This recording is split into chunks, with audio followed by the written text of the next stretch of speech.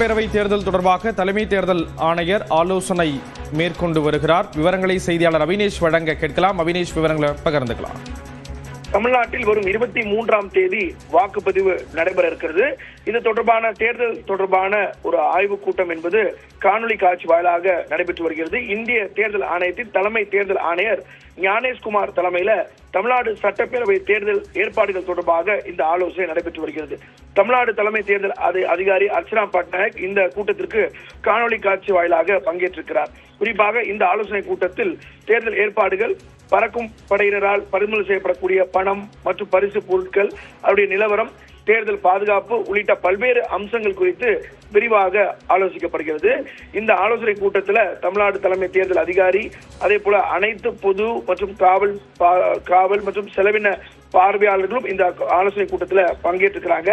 தமிழ்நாட்டில் தற்போது நாளை தினம் புதுச்சேரியில வாக்குப்பதிவு நடைபெற இருக்கக்கூடிய நிலையில அடுத்ததாக 23ஆம் தேதி தமிழ்நாட்டில் இந்த வாக்குப்பதிவு நடைபெற இருக்கிறது. அதற்கான இன்னும் 15 நாட்களே இருக்கக்கூடிய நிலையில தேர்தல் முன் ஏற்பாடுகள் குறித்து, அதே போல இவிஎம் மெஷின்ஸ், அதுக்கான அடிக்குவேட் ஸ்டோரேஜ், அதுக்கான எண்ணிக்கை, பாதுகாப்பு, அதே போல கூடுதலாக வரக்கூடிய சிஆர்பிஎஃப் பாதுகாப்பு உள்ளிட்ட விவரங்கள் குறித்து மிக விரிவாக இந்த ஆலோசனை கூட்டத்தில் தலைமை தேர்தல் ஆணையர் ஞானேஷ்குமார் கேட்டறிய இருக்கிறார்.